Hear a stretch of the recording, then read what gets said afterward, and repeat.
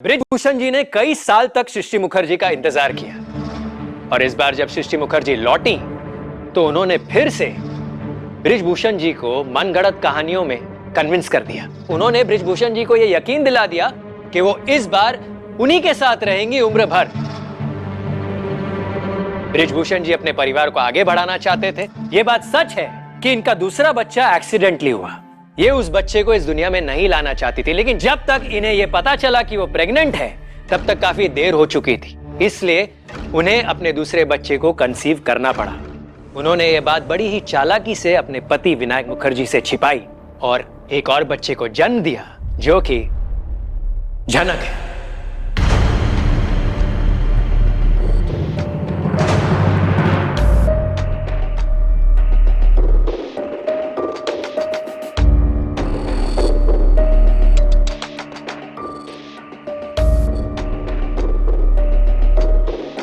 और फिर सृष्टि मुखर्जी ये झूठ बोलकर कि उनके परिवार में कोई बीमार है, बृजभूषण जी को छोड़कर चली गई।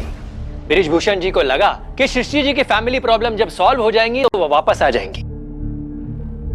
लेकिन कहीं ना कहीं उर्वशी रैना जी को यह बात पता थी कि ऐसा कभी नहीं होने वाला।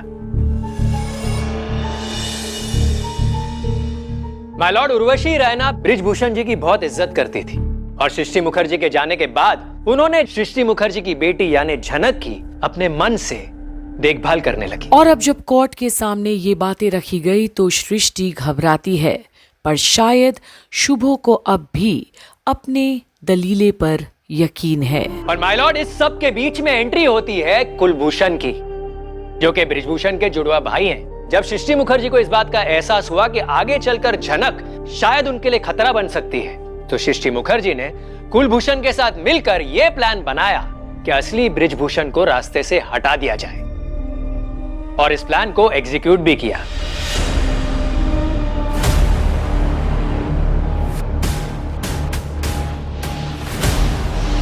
सृष्टि मुखर्जी और कुलभूषण को यह लगा कि अब बृजभूषण इस दुनिया में नहीं रहे और वो अपने प्लान में सक्सेसफुल हो चुके हैं, तो वहां से निकल गए।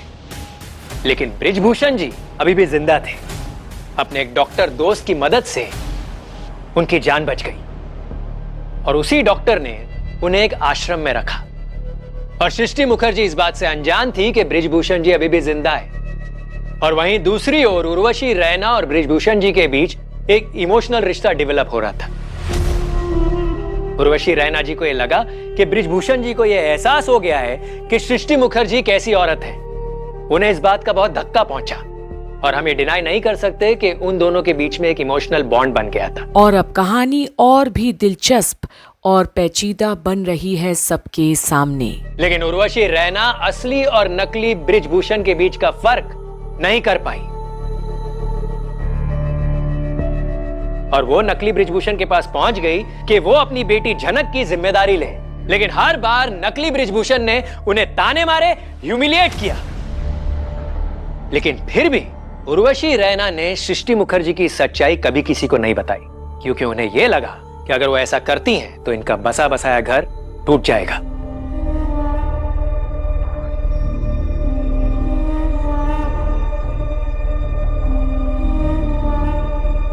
और एक दिन दुनिया के ताने सुन सुनकर उर्वशी रैना ने ये दुनिया छोड़ दी। और अब झनक के जीवन का सबसे नाजुक मोड़ का इजहार करते हैं वकील साहब। और पीछे रह गई झनक रैना। लेकिन वो झनक के हाथों में एक हथियार छोड़कर गई,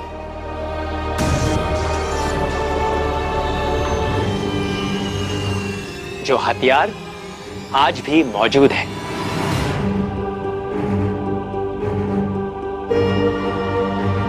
और वो हथियार आज मैं यहां इस कोर्ट को दिखाना चाहूंगा।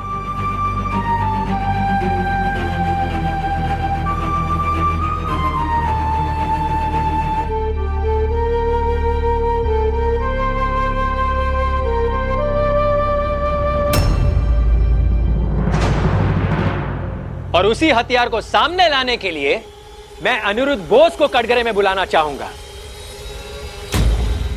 जिन्होंने झनक के साथ साथ मेरी भी इस केस में बहुत मदद की, इस केस को सही डायरेक्शन में ले जाने के लिए और सच को सामने लाने के लिए।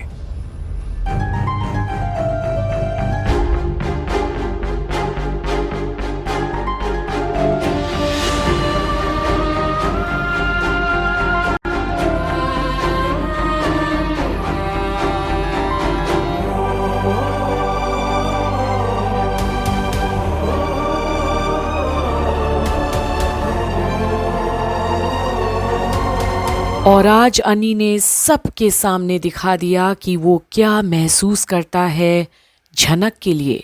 अपने बाप के भी खिलाफ खड़ा है आज, पर सच्चाई नहीं छोड़ने वाला।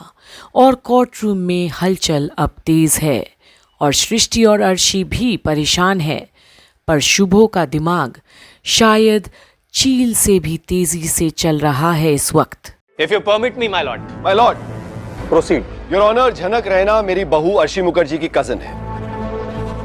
मिस्टर रॉय तो यहाँ कहानियां बनाने में बिजी हैं, लेकिन मैं आपके सामने सिर्फ वही पॉइंट्स रखूंगा जो सच हैं, और खासकर मेरे पास इनका सबूत है।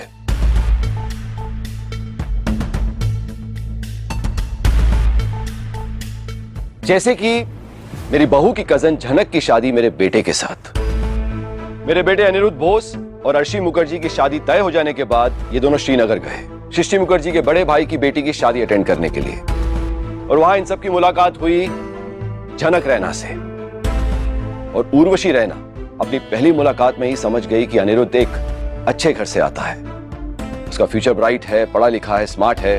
उर्वशी रैना ने झनक रैना को इस काम पर लगा दिया, और मेरा बेटा जो इतना भोला है इस सब में फंसता चला गया। ऑब्जेक्शन माय लॉर्ड, मेरे सीनियर मिस्टर बोस अपनी हद क्रॉस कर रहे हैं। आपको कोई हक नहीं बनता कि मेरे क्लाइंट के बारे में आप ऐसी भाषा का प्रयोग करें। मिस्टर रॉय, मैं तो सिर्फ लैंग्वेज का इस्तेमाल कर रहा हूं, but can you believe it, ये एक्चुअल में हुआ है। और अब बहस छिड़ तो गई है दोनों लॉयर्स के बीच, पर झनक के दामन में दाग लगा दी है शुभो ने। और मेरा फर्ज बनता है एज अ लॉयर कोर्ट के सामने सब कुछ सच सच बताना, एज इट इज।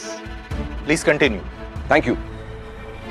मेरे बेटे को फंसाने के बाद वो लड़की झनक जबरदस्ती हमारे घर में घुस आई और हमारे परिवार में ही सुख सुविधा के साथ रहने लगी। और तो और झनक ने मेरे बेटे और अर्शी की शादी के बीच में अड़चन डालने की कोशिश भी की। मेरे बेटे को कुछ समय लगा ये चुनाव करने में कि हीरा कौन है और कोयला कौन, बट बाय गॉड्स ग्रेस आज अर्शी और अनिरुद्ध दोनों खुशहाल जिंदगी जी रहे हैं। एंड योर ऑनर, ये एकदम करेक्ट इंफॉर्मेशन है। मैं आपके सामने वही इंसिडेंट्स रख रहा हूं, वही टाइमलाइन बता रहा हूं जो एक्चुअल में हुआ है। आई एम सॉरी, मुझे यहां पर अपनी पर्सनल लाइफ डिस्कस करनी पड़ रही है एज अ लॉयर। मैं ये पसंद नहीं करता, बट कोर्ट को सच जानना जरूरी है। माय लॉर्ड, अगर आपकी परमिशन हो तो मैं एक एविडेंस कोर्ट के सामने रखना चाहूंगा, और उसके लिए मैं अनिरुद्ध बोस को कटघरे में बुलाना चाहूंगा। Permission granted. Mister Anirudh Bose, witness box में आइए।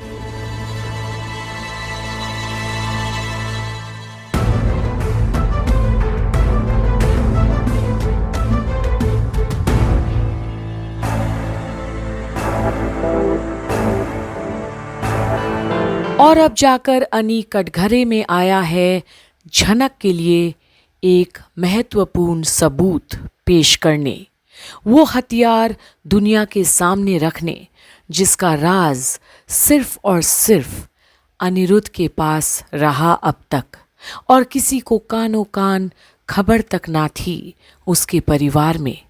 तो चलिए आगे भी देखते हैं कि आखिर अनी अब क्या बताता है और दिखाता है कोर्ट को, जहां झनक की असलियत को शान के साथ सामने लाना चाहता है वो।